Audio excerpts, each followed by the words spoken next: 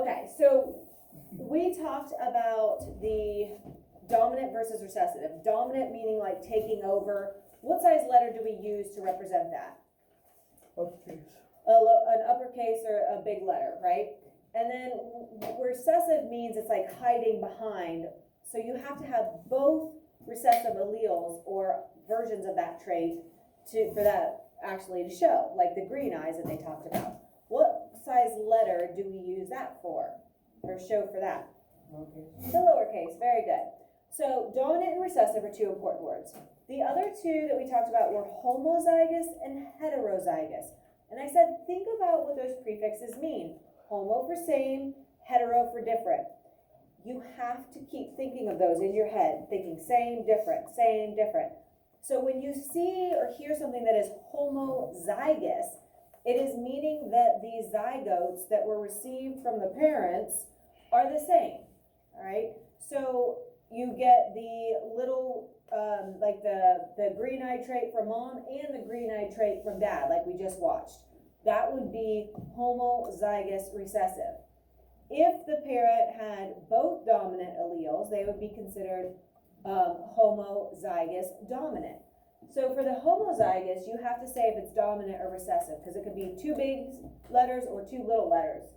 Either way, it's homozygous, but if they're the capital, then you call them dominant. If they're the lowercase, then they're representing the recessive. Two more terms that we ended on yesterday were the genotype and the phenotype. Genotype sounds like genes, right? So not like your blue jeans that you're wearing, but the genetics or the genes that you are inheriting. So we represent those with the letters. So anytime you see genotype, it wants you to use those big and lowercase letters. Big A, little a, big A, little a, you know, some combination of those alleles or those letters. If we're talking phenotype, pheno sounds like physical appearance. So what does that trait actually look like? Blue eyes, green eyes, brown hair, blonde hair, freckles, no freckles, right? What is the physical appearance of that trait? Okay, so those are the 6 things that are going to make this genetic stuff a lot easier for you. So we left off with the flamingo, and so here we have a homozygous dominant parent crossed with a homozygous recessive parent. One of the parents' genotypes, because they're the letters, will be at the top. One of the parents' genotypes will be on the side. It's always the top and the left-hand side. I don't know why it's not the bottom or the right-hand side, but it's not. You won't see them like that. So you're going to see one parent here, one parent here. It doesn't matter which parent goes where, as long as you keep their 2 letters together at the top or together on the side. Okay? This trait is for feather color. I keep saying fur color. Birds don't have fur, they have feathers. So if I say fur, I'm sorry. Feather color. Notice how each color doesn't have its own letter. You have one letter for that single trait. And then you make the capital for one, like the red is showing the dominant, and the blue is the recessive. The little a means recessive, the big A means dominant. A's are a nice letter to use because the capital and the lowercase look very different. Think of a letter P, right? A capital P and a lowercase p look a lot alike. You have to be very careful to make them look different if you're using those. Same thing like with S's. They're the exact same. But like a capital F and a lowercase f, those look different. A capital D and a lowercase d look very different. So it's easier, and I use a few of the same ones just so that you can see, ooh, that is confusing. Like if you're not careful how you're writing them, even like W's, right? If you put a capital W and a lowercase w, yeah, like that looks pretty obvious that that's the big one and that's the little one. But if you get sloppy as you start filling them in, sometimes it's hard to distinguish whether you mean a big letter or a little letter, all right? So again, on the side, on the left and on the top, capital letters for dominant, lowercase for the recessive, and then what you do is you just take one letter, this letter comes here, and it also comes here. This letter comes here, and it also comes here. This one goes here, this one goes here, here, and here. Remember how we said yesterday, if there's a capital letter as one of the options, it always goes first. Just like we capitalize the first letter in our names because of those proper nouns, we're doing the same thing here. If you have a lowercase and a big, it's not technically wrong, it just gets more confusing and you're gonna make it a lot harder on yourself. All right, so it's more conventional to put the capital first and then the lowercase. Okay, so those are some of the kind of, I guess, practical things about making these Punnett squares. So it wants to know how many of these are going to be red. Well, looking at this, all of these have a red allele, or that capital letter. That means the red is going to be dominant, so all you need is one of them. So they all have a capital A, meaning they're all going to show a phenotype of red. Okay, so all of them will show red. And then, do we have any that have little a in the box? What do you think, Caitlin? Do you see any little a? No. So if these are 4 offspring, none of them are going to show the phenotype of blue feathers. None of them will have the genotype of little a. They will all actually be what we call heterozygous because they have one of each. They have different alleles or different letter sizes, okay? So these are all heterozygous. This is a homozygous dominant, this is a homozygous recessive. So those are our 3 options that we have, available. And so none of them are gonna have the phenotype of blue. Okay, so here's one parent, here's another parent, here's our 4 offspring options, okay? So a big G and a big G will go here, right? This one comes down, this one goes over. This one goes across, this one goes down. This one goes down, this one goes across, down, and across. Okay? And again, the order doesn't really matter. You could put this one could be here, this one could be up there, it doesn't matter. But notice, if there's a capital, it always gets listed first. Okay? And it doesn't really matter, is this G this one, or is this G this one? Again, that part doesn't matter. Sometimes people get worried that it makes a difference, and it doesn't. Okay? So, it wants to know, out of our probability, we're going to use percentages. So if you think of like $1, how many quarters does it take to make $1? 4, right? Well, we have 4 quarters in this square. We have it split up 4 ways. So like 1 square would be 25%, 2 squares is 50%, or like 50 cents. 3 squares or 3 quarters would be like 75 cents, which is 75%. Or if they're all, or you have all 4, then you have 4 quarters to make that $1. So if you think of this giant square as $1, how many of the quarters do you have? And then you can think of the percentages pretty easily. So we want the probability of having a homozygous dominant offspring. Well, how many have big G, big G? What percentage? So it's 1 out of 4, right? 1 of the 4, what percentage? 45%.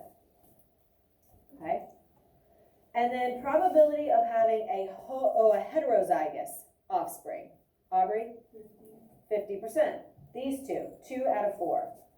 And then what's the probability of having homozygous recessive?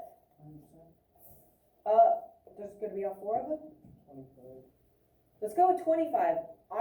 What you just brought up was super important, Brandon, because when you look at all the probabilities, what does it really need to add up to? How many percentage? The 100, just like you said. So 25 plus 50 is 75 plus another 25. So if you have questions like this, which you will, make sure that it adds up to 100%, or else you forgot something. And if it's over 100%, then you added something up too much, okay? Parents, genotypes here, offspring genotypes here, and we don't even know what this letter G is standing for. Maybe it's, I don't know, a smooth seed versus a wrinkled seed if we're talking about like a plant, okay? So, maybe these ones are going to show smooth, and these ones will show wrinkled. So smooth would be the dominant, wrinkled would be the recessive. Okay, here's another one. So let's say that in seals, the gene for the length of whiskers has two alleles. The dominant allele is capital W, and it codes for long whiskers, and the recessive allele, little w, codes for short whiskers. So notice, you don't have an allele for long and an allele for short. It's the same letter, it's just you have the big version and then you have the lowercase version. Okay, so it's not like we have L for long and S for short. Sometimes people want to give it two different letters based on the dominant or the recessive version. It's the same letter, it's just getting to show it either with the capital for dominant or the lowercase for recessive. So, it's going to give us, we're going to find the outcomes that could be possible if we have short whiskers. Here's the cross. Two long whiskered seals, one that is homozygous dominant and one that is heterozygous. So homozygous dominant, homo means same. So if I'm using W and it's dominant, what size letter do I need to use? Do I need to use the capital or the lowercase to represent the dominant? What do you think? Capital. Capital. How many capitals if it's homozygous? Two, right? You're going to have a capital W and a capital W. So one of them, let me go back. One of them is going to be big W, and then it said the other parent is heterozygous. So what's going to be my letter options there? Both capitals, both lowercase, or one of each? For hetero, which means different. Oh, Kevin's like, Brandon? One of each. Very good. All right, so here we have the homozygous dominant. Here we have the heterozygous. See how close those letters look? W is not the greatest letter to use. Usually they use a letter close to the trait, like whiskers. That's why they use the W. When we talk about dimples, usually I'll use a D. You talk about blue eyes, blonde, or blue eyes and brown eyes, you use the B. But W is not a great one. They're too similar, right? I usually try to make one of mine look like a kind of the cursive version almost, or like give it a little something different just to make my lower and my uppercase stand out a little bit. But we can still go ahead. Big and big will fill in here. Big and big will fill in here. Big and little, big and little. So, I think those pop in, yeah. Again, with the typing you can see, but it's still, you have to kind of pay better attention. It's not quite as obvious as like the D's where they look totally different. Okay, so it wants the percent of short whiskers. So I need to go back and see what the short whiskers genotype is. So the length of whisker is 2, the dominant is the capital.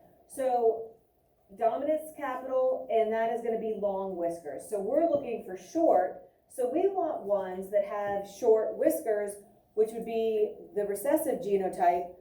So to make that recessive show, what do we need to be looking for?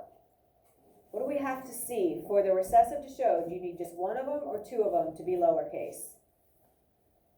Okay, 3 people are answering, and I love it, but we got some more. What do you think, Marcus? Yeah. 2 lowercase. Do we have any other 2 littles? No. So our percentage of short whiskers, 0.